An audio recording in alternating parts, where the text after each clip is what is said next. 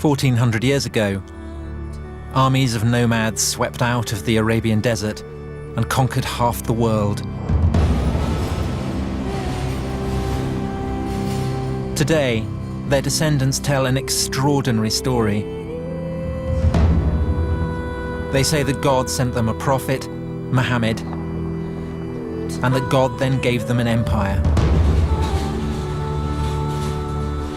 But is it really true? Not everyone is so sure. The Muslim conquests were one of the most decisive events in history. But were the Arabs in the 7th century even Muslims at all?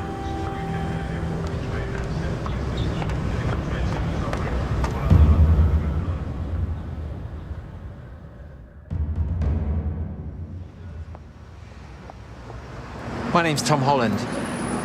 I'm a historian. I write about ancient empires, so Persian, Greek, Roman empires.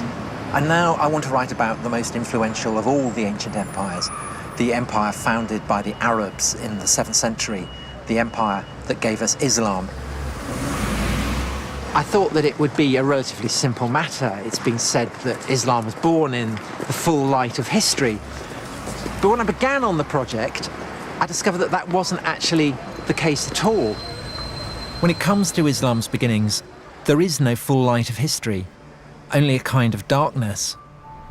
And when you start looking, everything seems up for grabs. From the beginning, I felt like I was being sucked into a black hole.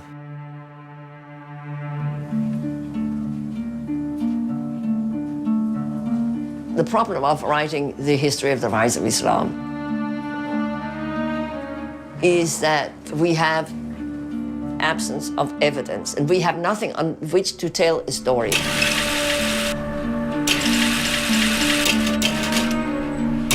I had expected Muslim testimony from the 7th century, but there's nothing there. I can't find anything.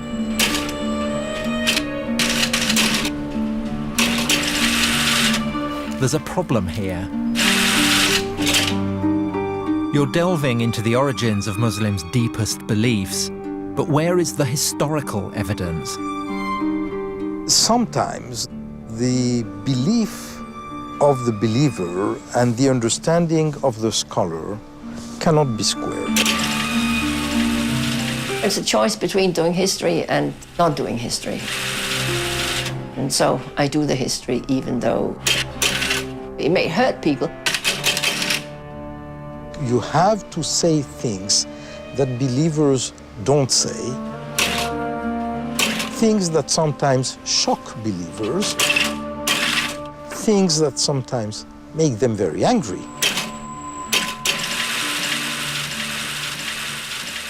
There's a sense of the detective story about it.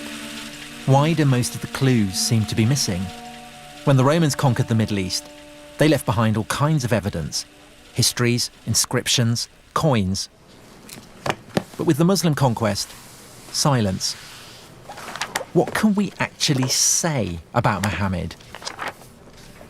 What do we really know about the origins of Islam? Where to begin? Well, maybe we should start at the beginning of the 7th century. It is 5 minutes to midnight, and the ancient world is about to change forever.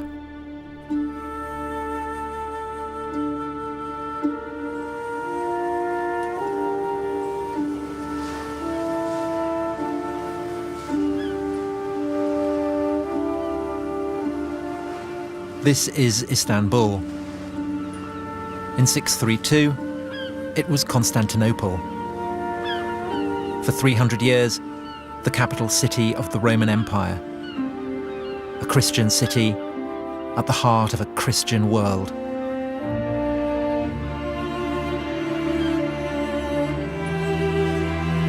A universal religion for a universal empire. That was the Roman recipe for power. An idea fully appreciated by the Muslims when, almost 1,000 years later, they conquered the city and turned the largest cathedral in Christendom into a mosque. We know how and when the Romans became Christian because contemporaries tell us all about it. But what we don't know is how the Arabs became Muslim. Take a journey into the past, and you can't be certain where it's going to end. History is like a labyrinth. Once you're inside, who knows where it may lead?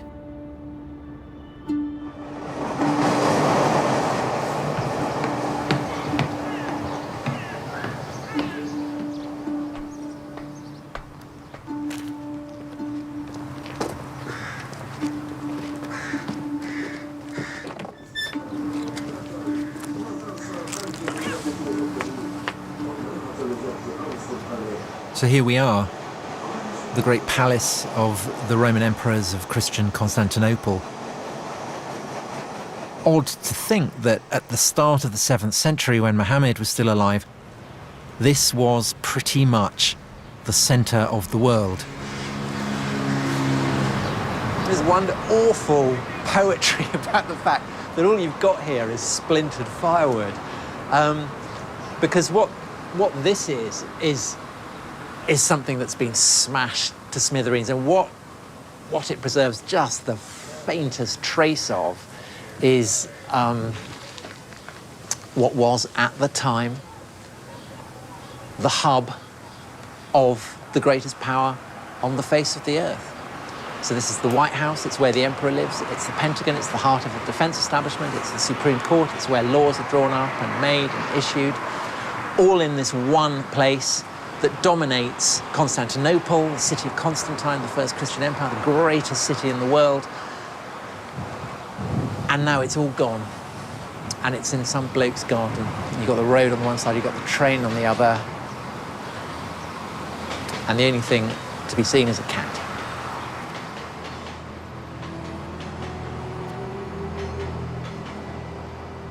By 630, the Roman Empire had just overcome the worst crisis in its history. Its old enemies, the Persians, had overrun its fairest provinces. Persian troops had reached the very walls of Constantinople itself. Then, after 25 years of war, the Persians were defeated. The Roman Emperor was, once again, master of the universe. At such a moment, how could he have had any conceivable idea of the ruin that the heavens had in store for him?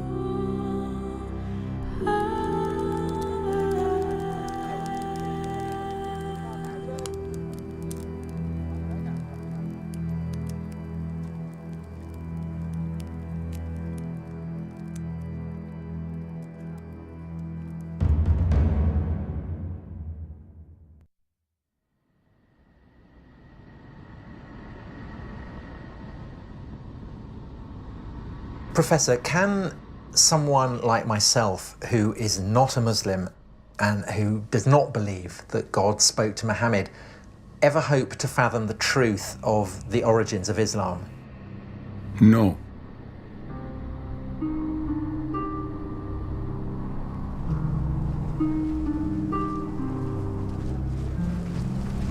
العرب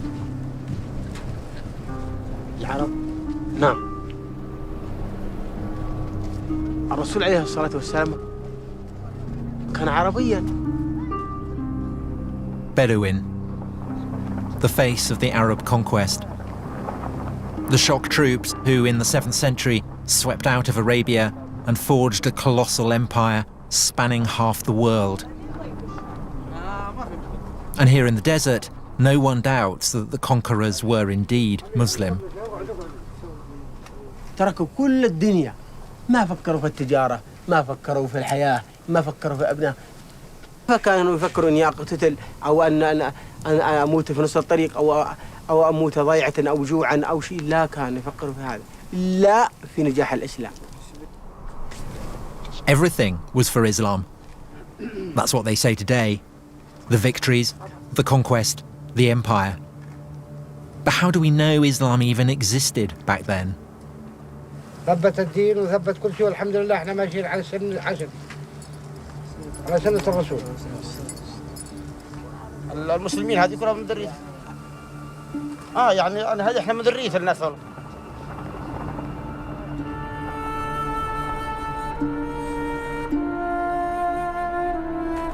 To the ancients, the Arabs were notorious savages. Of all the peoples of the earth, the most despised and insignificant.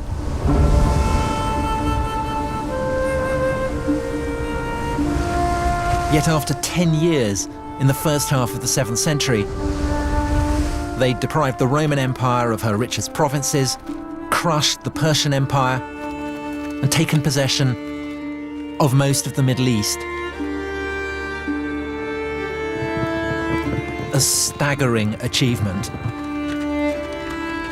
For most Muslims, a miracle. Only God could have made it happen. Bedouin Arabs. They're the margin of history during the Roman Empire. That through such a people, the whole of North Africa and Spain should be transformed in just a few decades, and a whole new civilization created within a century from China to France.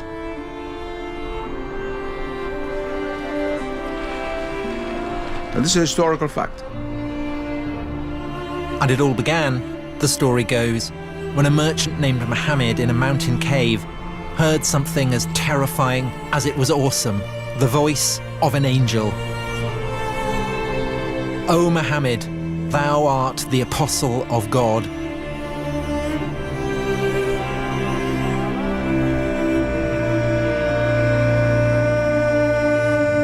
God had spoken to the Arabs.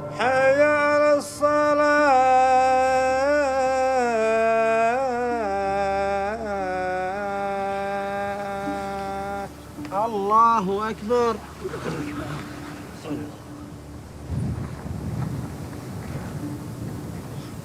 Allahu Akbar. The message was as clear as it was elemental. Allahu Akbar. There is only one God. Muhammad is the prophet of God. Sami Allah. Islam is submission to God.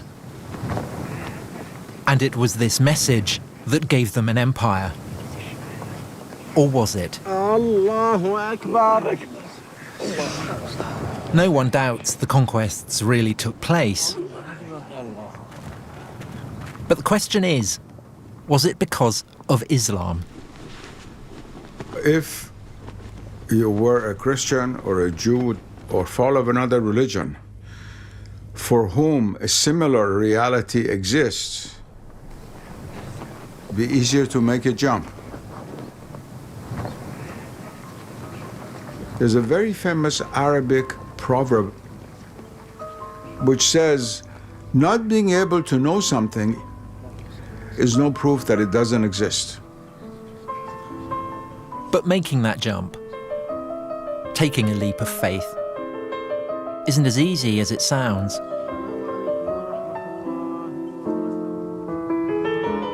In Western universities, historical research is all about skepticism and doubt.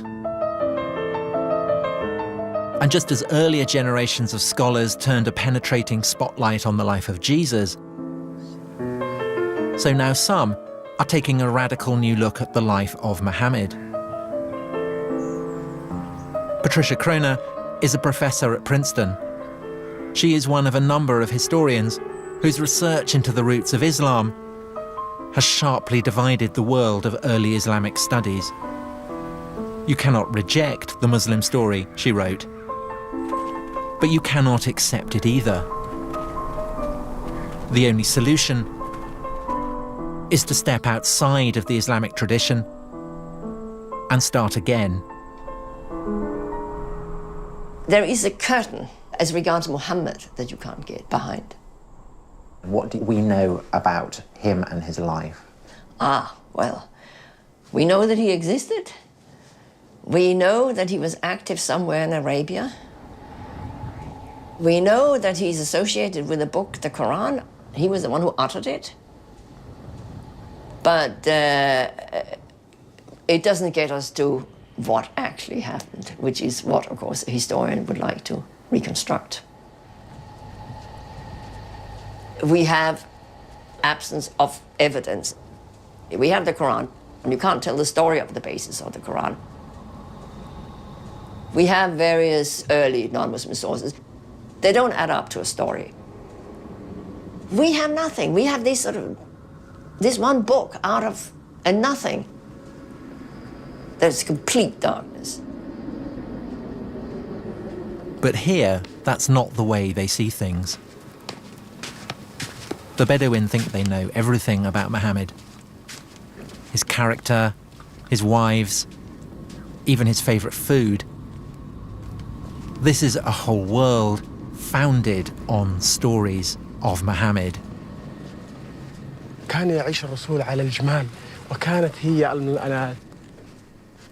الوحيدة الذي يتنقل عليها البدو والأجمال والإسلام، وإحنا على هذه نعيش ونتحمل الصبر إن الصبر كويس، ونصبر على الماء على الظما والأكل والجوع.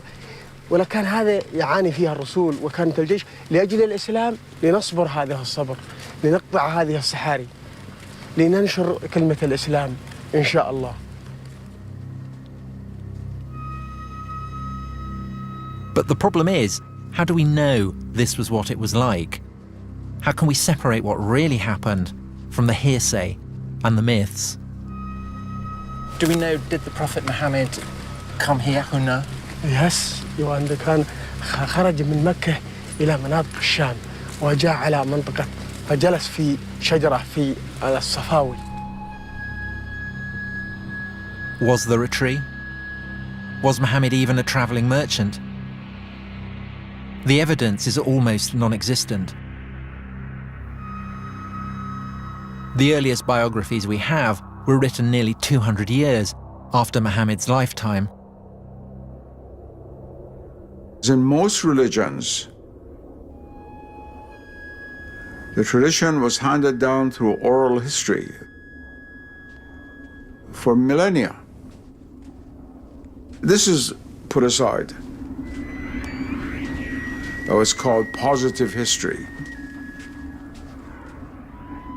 The oral tradition is completely negated. Well, oral tradition means that you remember what you want. Some of it must be history, and most of it is clearly not history. It's just that they have been reshaped, rethought. They have been taken out of their original context, serving new functions. They've been cleaned up by all kinds, or cleaned up or messed up, if you like, by all kinds of interests that people have in the memory. If supposing there is no written text of the time of the Prophet mentioning his name, the same is true of Christ, the same is true of Moses. That doesn't mean anything because there's always the oral tradition. Sometimes if you have other sources from other points of view, you can suddenly see what it is that's been changed, and then when you can see that, you can also see why it has changed. But because Islam arose in a relatively remote corner of the world, we don't have these checks. We don't yet have the key that can unlock the tradition.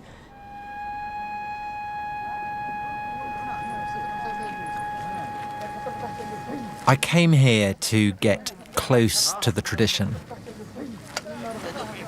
And when you're here, you can feel its weight. It's in the air. It's palpable.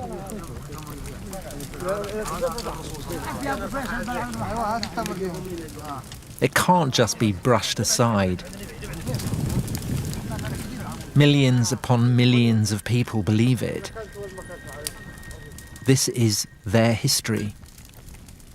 An entire moral universe has been built around the stories told of Muhammad هذا أيام الجاهلية قبل الإسلام.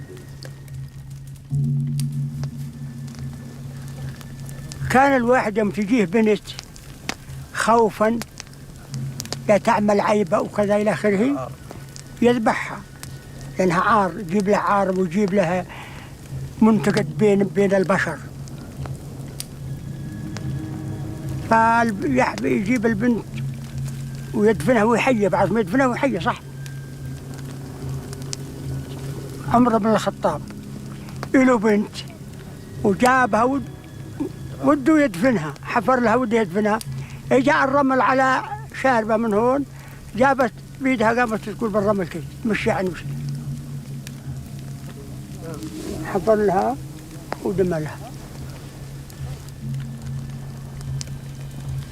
جاء سيدنا محمد صلى الله عليه وسلم أوقف كل الأعمال هذه.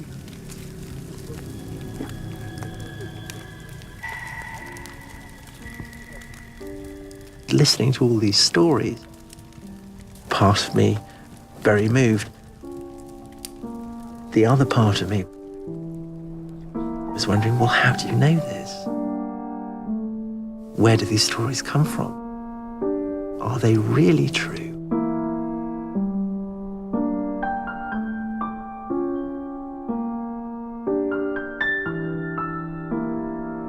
Gradually in the West, for the intellectual elite, the sense of the sacred was lost. Tribal person in Africa or in the Amazon has a natural sense of the sacred, whereas a graduate student at Oxford probably doesn't.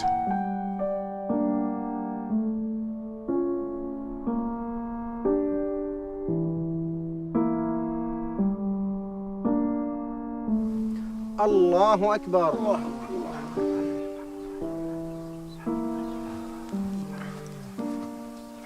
سمع الله من حمده. ربنا لك الحمد.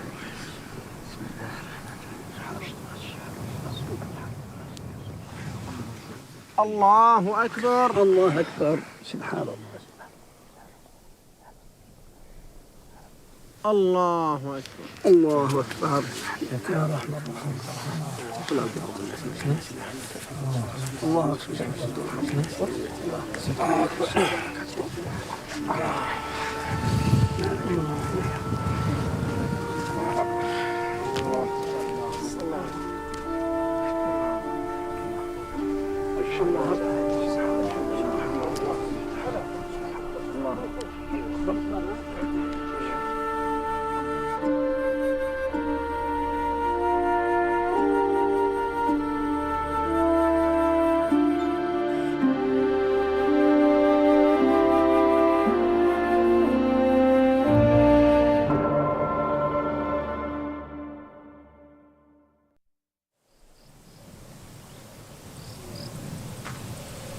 In some places, you have to be careful where you tread. Muslims believe that from the very beginning, the great Arab conquests were all about Islam. But in the 7th century, you can barely find a new religion called Islam anywhere in the historical record. And that's why I've come here. This is Jerusalem. They've been building walls here for a long time.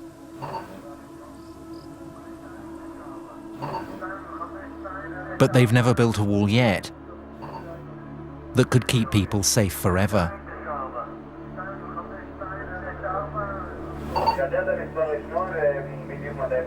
Historically, the capital city of God has always been one of the world's most conquerable places.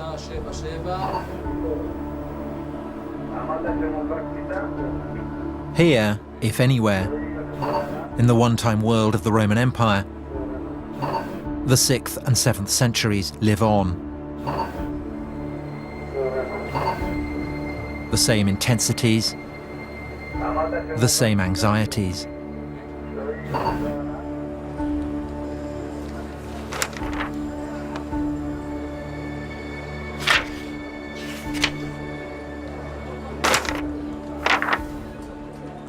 For thousands of years, Jerusalem had been shaped and mapped by the religions of its rulers.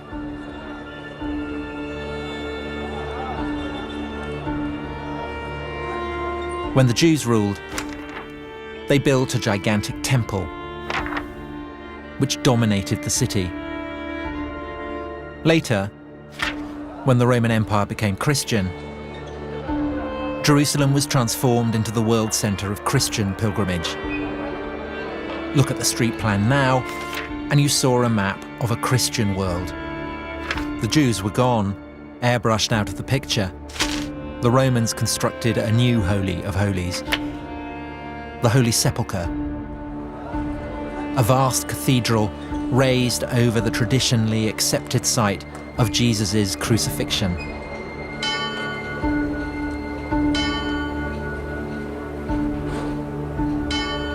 That was how God and empire worked.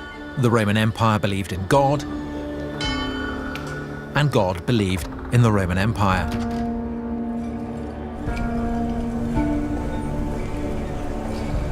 But then, in the year 636, God changed his mind. Arab marauders appear outside the walls. Sophronius, the city's bishop, writes that it is too dangerous to leave. The Arabs were closing in, and there was nothing people of Christian Jerusalem could do about it except to stay where they were, look out from their walls, and await the arrival of the Arabs.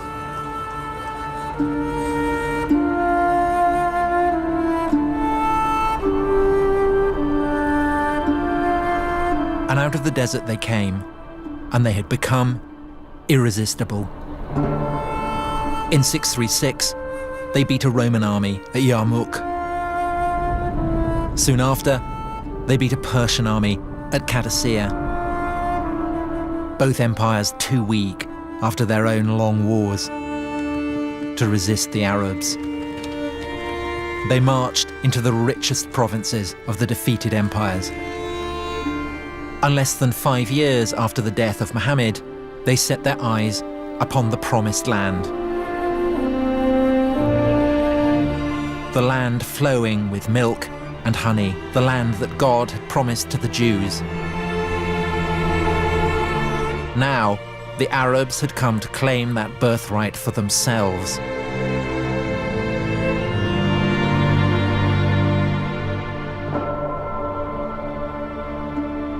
The children of Israel had made it a Jewish land. The Romans had made it a Christian, holy land.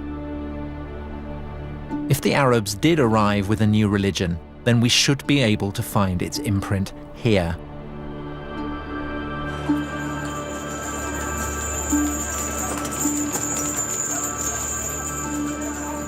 Contemporary Christian sources confirm that late in the 630s, the Arabs took over Jerusalem by peaceful negotiation. But what they don't say is what the conqueror's religion was. The truth of the matter is we don't know what was the true religion of the first Arab conquerors. We have a problem because this group of people from Arabia is tiny, and they're ruling over much larger populations who are very well versed theologically, of Christians and Jews and Zoroastrians, but very sophisticated religious ideas. Why would these populations not have risen up in rebellion against their Muslim rulers if these Muslim rulers are trying to impose something totally different that was hostile to their own beliefs? What were the Arabs up to? What were their motives? We know they called themselves believers, but believers in what? Certain Christian contemporaries tell us that the Arabs believed in a single God and that they followed a guide or instructor. But in general, their understanding of what the Arabs believed was deeply confused. Was it a form of Judaism or some kind of Christianity? Or did they have a whole new religion of their own? for the Jews as well as for the Christians. These are people coming from the desert. They don't know who these people are. They don't really know what they believe. They hear things. But perhaps there was a clue. At first, the new Arab rulers seemed closer to the Jews. They weren't interested in the Christian holy places. Instead, they began praying on the ruins of the old Jewish temple. All this only added to the Christians' sense of paranoia. Behind the invasion of the Arabs, they began to suspect a Jewish conspiracy. The moment the Arabs took over Jerusalem, they headed straight up here to what then as now is a broad, open, man-made esplanade. The holiest place to Jews anywhere in the world. So the fact that the Arab conquerors came up here and started building a prayer hall on such a sensitive spot inevitably served to raise quite a few eyebrows. The Jews hope that these Arabs from the desert come as liberators. They permitted the Jews to come back to the Temple Mount and pray there. And the Jews started believing that maybe there is something messianic in these people, and maybe their leader is the Messiah who will permit them to rebuild the temple. Christian theologians who speak about the Arab conquerors find it very hard to understand that they're dealing with a new religion. Who are they? One thing is absolutely clear. Nobody had any notion that the Arabs were doing what they were doing in the name of a freshly minted and coherent new religion, still less that what they were doing was in the name of something called Islam.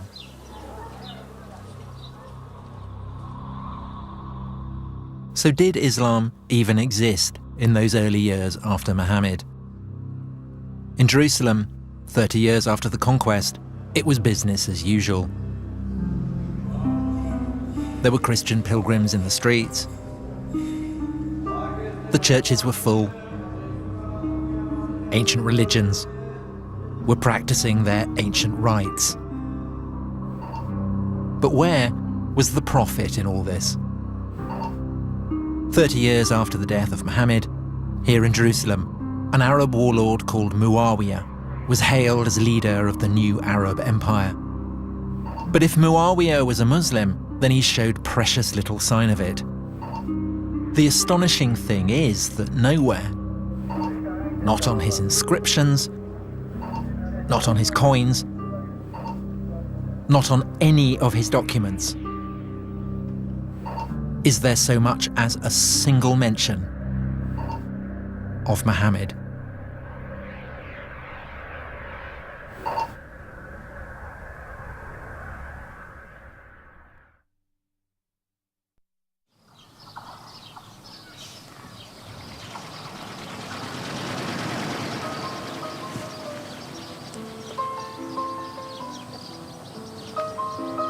I've been trying to trace the origins of Islam. But it's a bigger mystery than I'd ever imagined. This is the Holy Book of Islam, and it's the earliest source for Islam that we have. Find out where the Quran was composed, and you find out where Muhammad was operating, and then you get a picture of where Islam might have begun. In the Quran, it tells Muhammad to follow the path trod by Abraham. Maybe that's the place to start looking.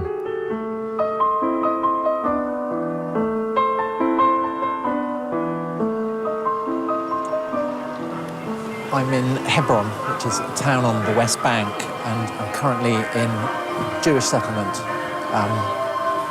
But Hebron is also very much a Palestinian city, and so the atmosphere is probably as tense as it is anywhere between Israelis and Palestinians.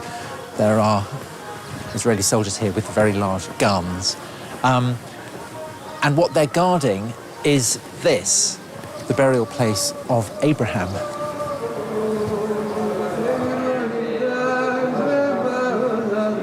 Abraham, through the line of his son Isaac, was the father of the Jews.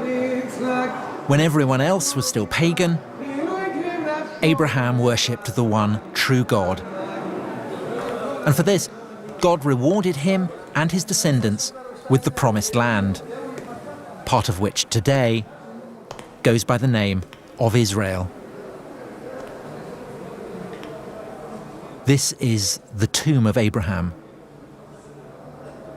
And the reason that the soldiers are here is that these are not the only people who regard him as their ancestor. And they're not the only people who believe that God gave them the promised land. On the other side of the grill are Muslims, and they tell a different story.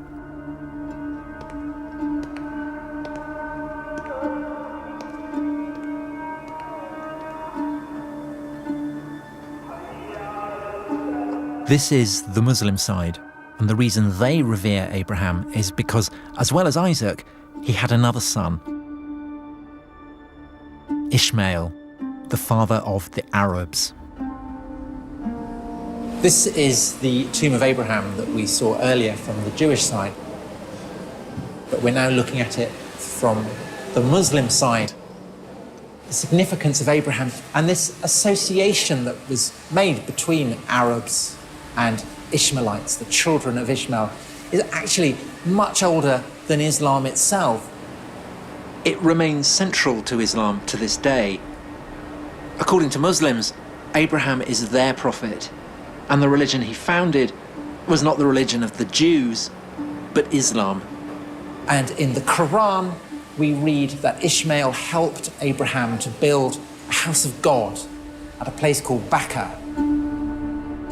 Neither the Quran nor any contemporary source actually specifies where Bakkah was, but Muslims now would have absolutely no doubt that Bakkah is another name for a place deep in the Arabian deserts.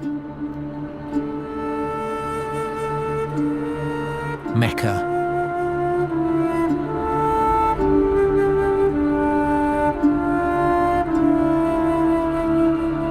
The holiest city in Islam, the birthplace of Muhammad. This is the largest mosque in the world. At its center, the Kaaba, the house of God, first built by Abraham and his son Ishmael, on foundations laid by the first man, Adam. It is older and holier than anywhere else in the world. It was in the hills above the city that Muhammad received the first of his revelations from God. These revelations would form the holy book of Islam, the Quran, the very word of God. Mecca is where Muslims believe everything began. The crossroads of faith and history. Surely here then, you would think, we could find solid evidence for Islam's beginnings.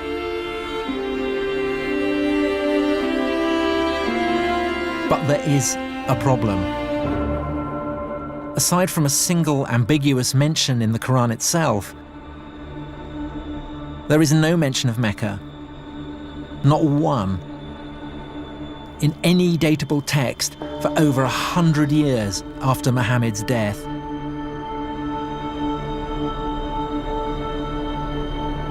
How can we know that Muhammad does come from Mecca? We can't. But on the other hand, if he doesn't come from there, you have to come up with a plausible alternative for where he might have come from, and why would you want to take that on? Why take it on? Well, you know, it's what historians do. If things don't fit, you try something else that might fit.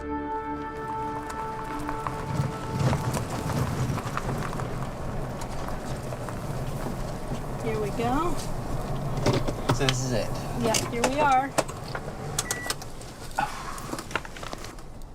In the Quran, the faithful are instructed to pray in the direction of a holy sanctuary.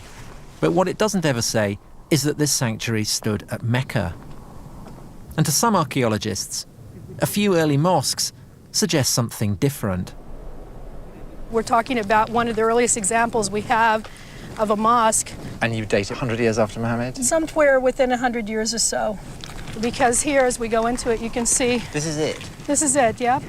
This is the mosque? This is the mosque. And what you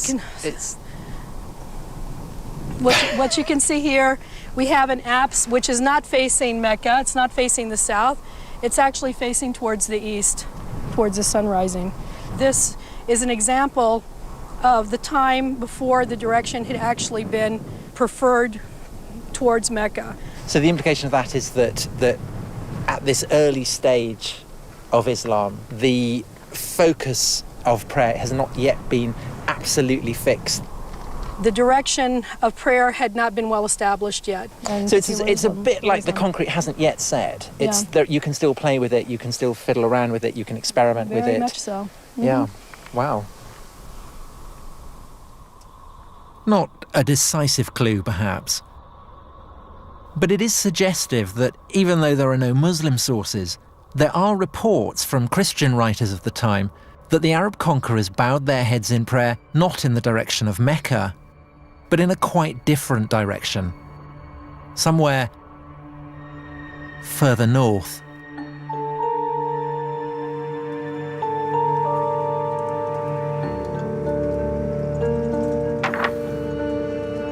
In the Quran, it never actually states that Muhammad lived in Mecca, nor that Mecca was where the first revelations took place. Does the material in the Quran point to Mecca being the setting for God's revelations to Muhammad? No, it doesn't. I mean, there is mention of a sanctuary. There is a sanctuary, for sure. But where is that sanctuary? That's, of course, we can't tell. It's devilishly difficult to sort of extract what the context might have been from the text itself. In Muslim tradition, the people of Mecca are pagans, worshippers of idols. But in fact, the people the Quran describes have a deep and sophisticated knowledge of the biblical tradition. The Quran retells biblical stories and alludes to biblical stories, not just biblical, but also post-biblical developments. All this is clearly known to the audience. It suggests that what we have is a kind of response on the part of, let us say, Muhammad, to the debates that were going on in Christian and Jewish communities, where they were debating theological issues and questions that come out of the Hebrew Bible and come out of the New Testament. And the Quran seems to be an effort to engage in the discussion. And so there's a strong connection with the late antique religious discourses that were alive throughout the Near East. So it's obviously not a pagan world we're looking for. The people in the Quran worship a single God, but it then accuses them of praying to beings other than God. And there's something else. The people the Prophet addresses in the Quran are farmers, agriculturalists, but there was no agriculture in Mecca. Mecca does not have an agrarian base. In Mecca, it seems to have been quite an arid valley. If Mecca is this barren, infertile place, how is it that in the Quran, the opponents of the Prophet are described as keeping cattle and growing olives and vines? Good question. This is one of the reasons why some scholars feel that the text of the Quran is really plugged into, say, Syria. Because that's where vines and olives grow, you would find much those further in north. Geographical Syria, right? You don't find olive trees in Mecca. So if Mecca wasn't the starting point of Islam, what was?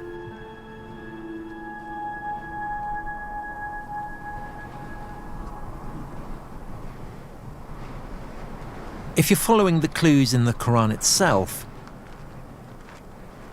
then you're looking for a landscape inhabited by olive-growing Arabs who have a deep knowledge of the biblical tradition, but whose worship of a single god might seem to some a little shop-soiled. This is the city of Avdat, in the Negev desert. Back in the early 7th century, it was an Arab city on the very fringes of the Roman Empire. Nominally Christian, but with hints of a recently pagan past.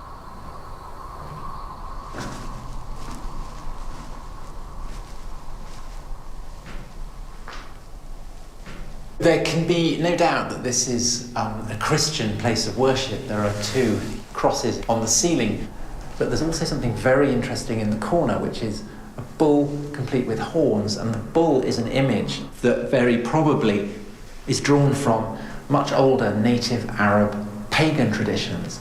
That doesn't mean that the Christians who built this were themselves pagan, but it does mean, I think, that they are giving their monotheism, their belief in a single god, a little bit of pagan colour. And that essentially is the crime that Muhammad in the Quran seems to be accusing his opponents of. But Avdat had more than the right religious complexion. It also had agriculture and olives. In the lifetime of Muhammad, all this would have been green. It would have been agricultural fields as far as the eye can see. Archaeology leaves no doubt that there was a sophisticated irrigation system here that really did make the desert bloom. And so while that doesn't mean that this Avdat is the actual spot where the Quran was composed, it does imply, I think, that the region as a whole seems to fit the wider context of the Quran better than somewhere much further south in the arid region of Mecca.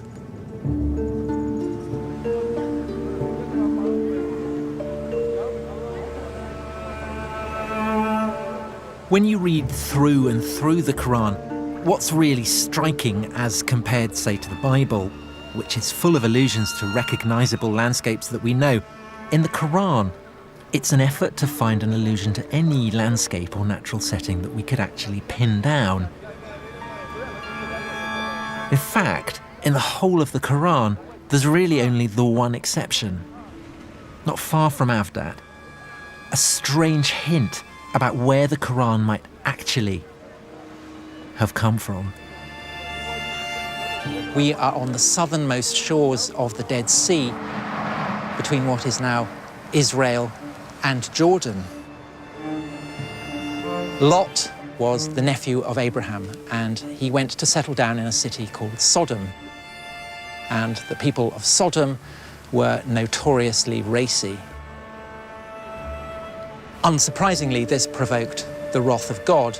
He destroyed his city, and this is said to be the remains of Sodom, where the anger of God was poured down upon it. And the Quran. So also was Lot among those sent by us. Behold, we delivered him and his adherents, all except an old woman who was among those who lagged behind. Then we destroyed the rest. Truly, you pass by their sites by day and by night.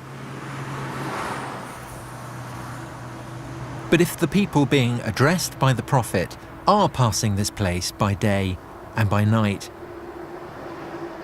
then what's it doing here? 1,000 kilometers from Mecca.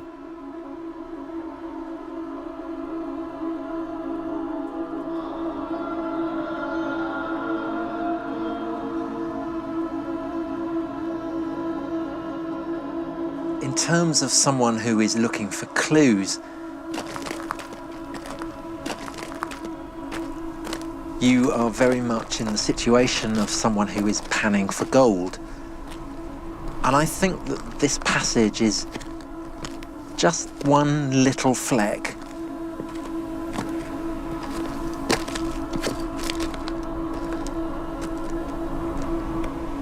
I mean, there is one possibility, of course, which is that this one fragment originated in this neighborhood. Perhaps the rest came from elsewhere.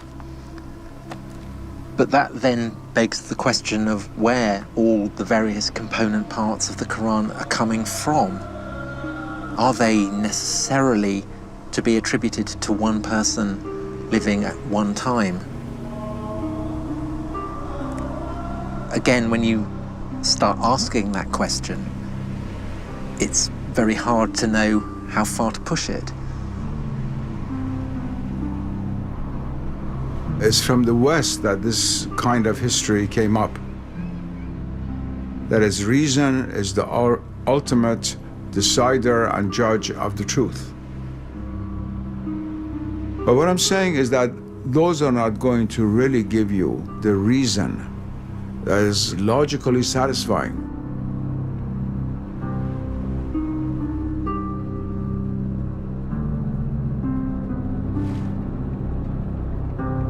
Where do you think the likeliest place of its origin? Well, that I don't know. That I don't know. I don't think I should speculate on that. Okay, all right. Okay. My greatest fear is that I'm completely wrong. I do sometimes wake up in the middle of the night and think I've got it completely wrong. Once the world is reduced to a mechanical world, then all other levels of reality lose their status as being real. And they're relegated to the realm of so-called superstition. And what is not seen is considered not to exist.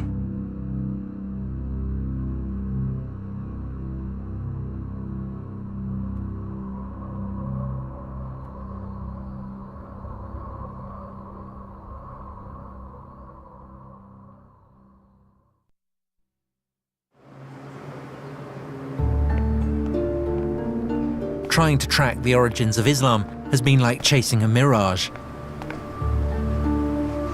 The Arabs conquer half the world, but they don't talk about Muhammad. There's no mention of Mecca. So what do they do in detective stories? They follow the money. Any of these? What's the first coin that actually mentions the name of the Prophet Muhammad on the coins? Do any of these coins mention Muhammad by name? With Muawiyah. Yeah, but is the name of the Prophet Muhammad mentioned? No. Every coin tells a story.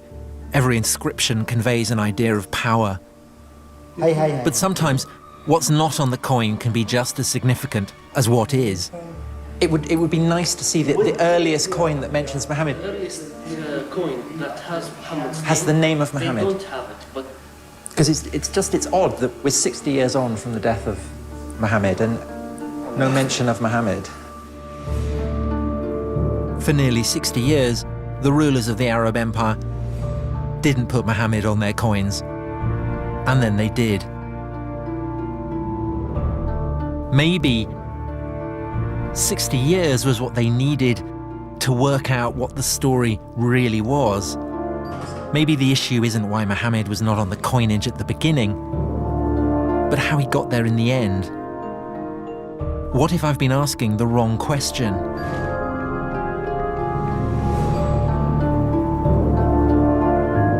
What if it wasn't Islam that gave birth to the Arab Empire, but the Arab Empire that gave birth to Islam? The empire was rich beyond imagining. By the mid-680s, it stretched from northern Persia to Egypt and North Africa. But who had the right to rule it? A vital question on which the Arabs could not agree. And with so much to play for, they began to turn upon themselves.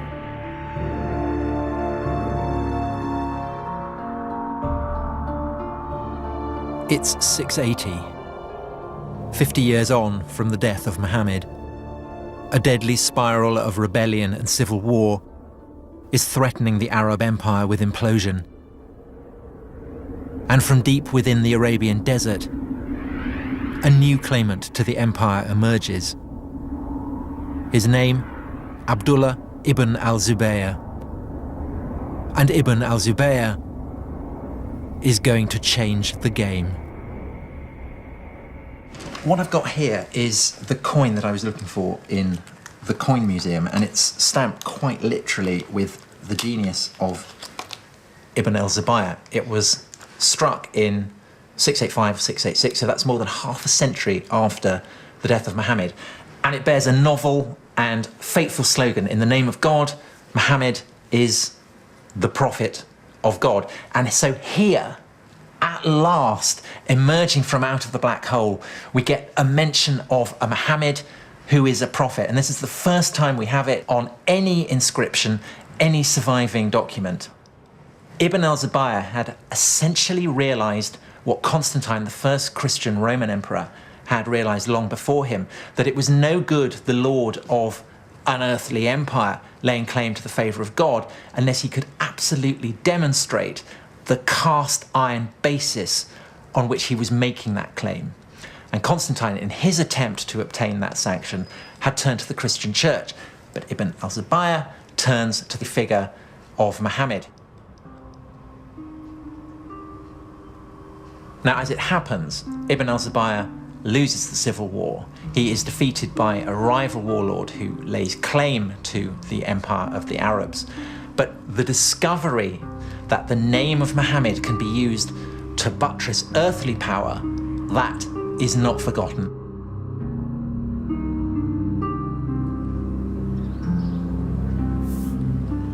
The civil war had been a very close-run thing. And the victorious warlord, Abd al-Malik, had no intention of ever again allowing Muhammad's legacy to fall into the hands of a dangerous rival. The Romans had known all about religion and power. When they had become Christian, they had redrawn the map of Jerusalem. Now, Abd al-Malik set about fashioning a holy city of his own.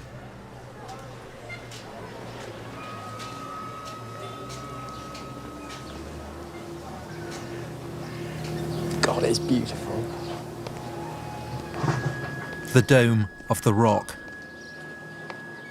It's the oldest Islamic building in existence. In design, it was Roman. And Abd al-Malik was doing something else that was Roman, plugging his dominion into the power of God. On the walls, there is an unequivocal mission statement. Religion, in the eyes of God, is Islam. There are mentions of Muhammad, quotations from the Quran. At last, something that we can recognize unmistakably as a new religion. There's a sense here of something new coming into being. There's the sense of the old, the Roman-style pillars and the mosaics. And yet, this is clearly not Roman, this is clearly not Christian. This is the beginning of something very, very potent, harbinger of a spectacular future. It was built on the very site of the old Jewish temple. Down here, the foundation stone of the world, the very junction of heaven and earth.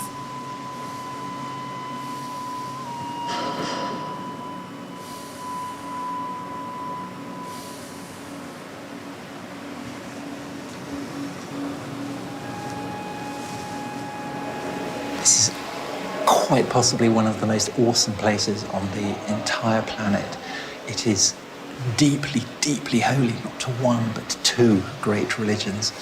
It's the place where Jews believe God inhabits on earth, the Holy of Holies, the Shekinah. And to Muslims, it is the cave that Muhammad prayed in after being brought here from Mecca before he ascended to heaven to be confirmed as the seal of the prophets. So, in religious terms, this is like a sort of nuclear reactor, firing out isotopes and power.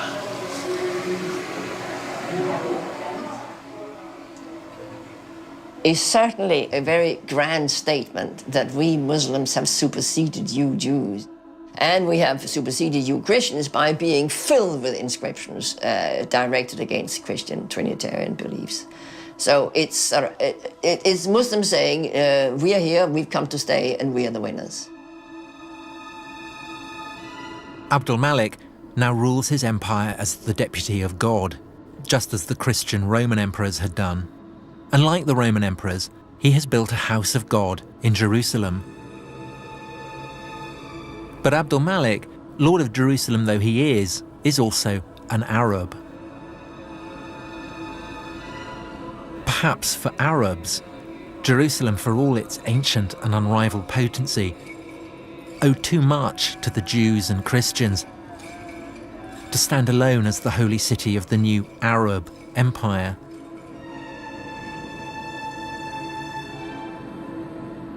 A poet at Abdul Malik's court describes him as the lord of two houses sacred to God, one in Jerusalem and one, well, he doesn't say where it is. And for 100 years after the death of Muhammad, no one says where it is.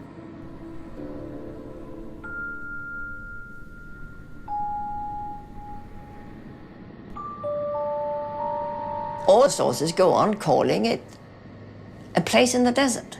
It's a sanctuary in the desert, without giving it a name. And at some point, this sanctuary must have been fixed at Mecca, in the middle of the desert. But why? The truth of the matter is we don't know what was the true religion of the first Arab conquerors. It's an Arab story. Arabs come from the desert. God is speaking to the Arabs. They don't want Jews or Christians having any influence on Muhammad. الرسول عليه الصلاة والسلام كان عربيا. المسلمين هذه كلها من ذرية. يعني هذه احنا من ذرية النسل. The Quran is in Arabic. The Quran is full of characters from the Bible. But if the book came out of the desert, how did these characters get there? We have nothing. We have this one book out of nothing. We don't have the key that can unlock the tradition. But maybe that's the point. We're not supposed to unlock the tradition. God's message comes to a prophet. The prophet lives in a desert. There is no room for anyone else. It's remote. It's remote. It's uncontaminated. It's pure. It's a place where we can rule out that Muhammad got his ideas from others than God.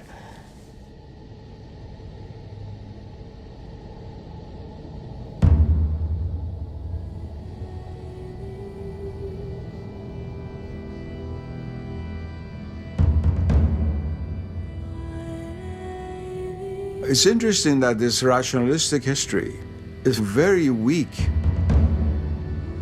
in being able to provide causes for certain effects.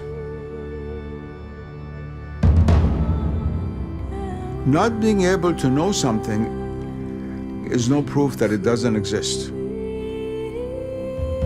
You begin by looking in the record, and all you find is emptiness. And you end up in the desert, and all you see is emptiness.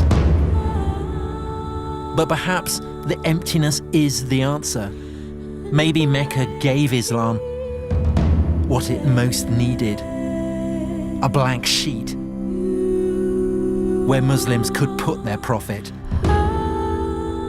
beyond the reach of history.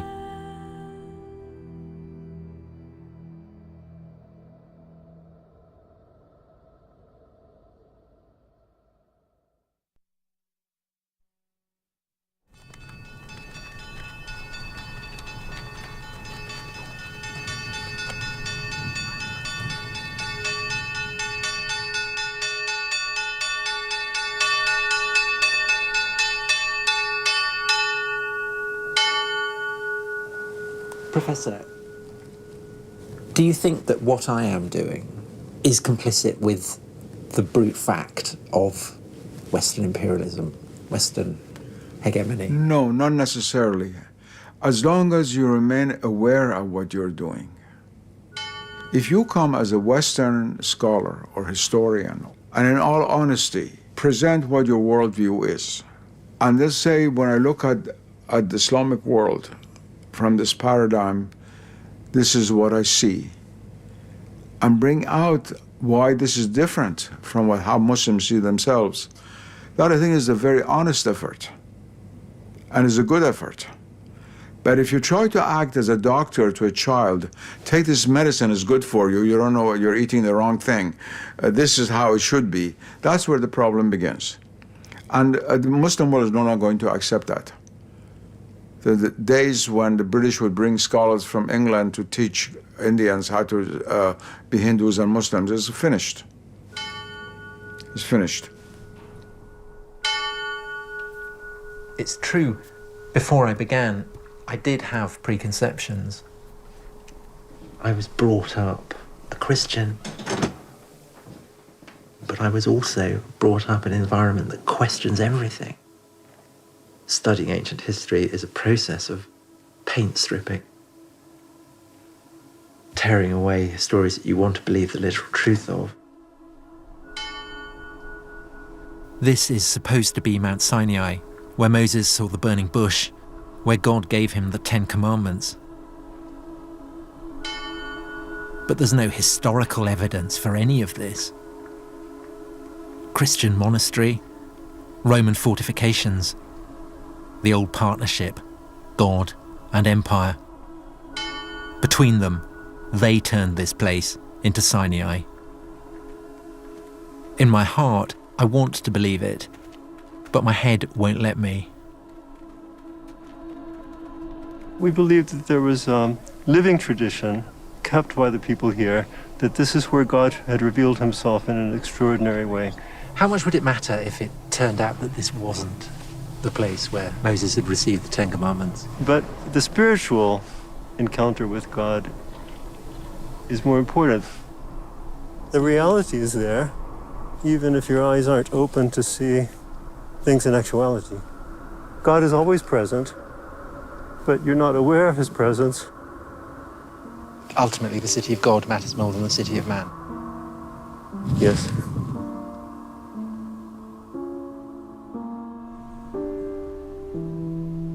But as a historian, I have to presume that the city of God was built by man as well.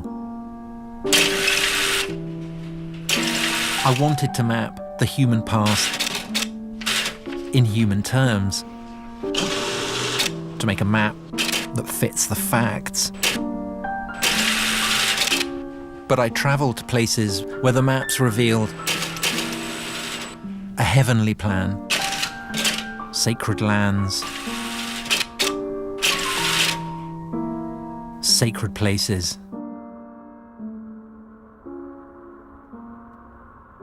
A world where you don't have to believe in God to feel the power of God.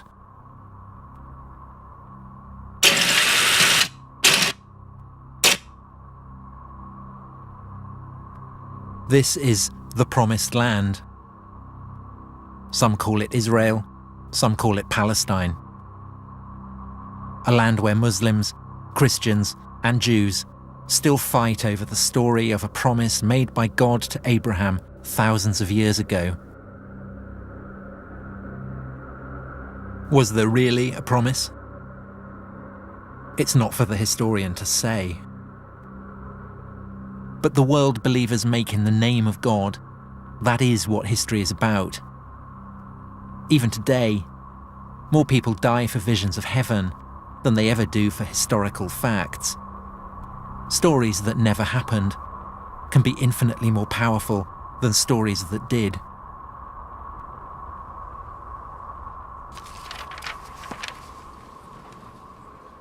I set out to write the story of the beginnings of Islam. If you're a Muslim, then there's no problem. Everything is explained by God. But I'm not a Muslim. And I don't think that civilizations appear like lightning from a clear blue sky. What I think now is that Islam emerged from a whole range of circumstances. From the religions and the empires and the convulsions of the world that witnessed its birth. And yes, of course, it is still the case. The black hole that surrounds Islam's beginnings doesn't give up its secrets easily. But maybe we are getting somewhere. The search for the historical Muhammad, for the origins of the Quran, for the whereabouts of the first sanctuary, for the way Islam evolved out of the Arab Empire. These are pieces of a whole new story.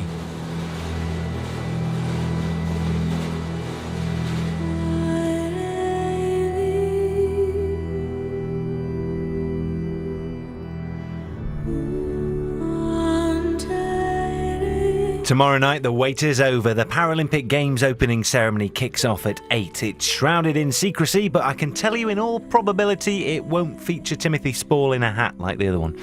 Next tonight, 2 houses and 5 garages were full of stuff 6 months down the line. How's the big clean out coming along? Catch up with the obsessive compulsive hoarder.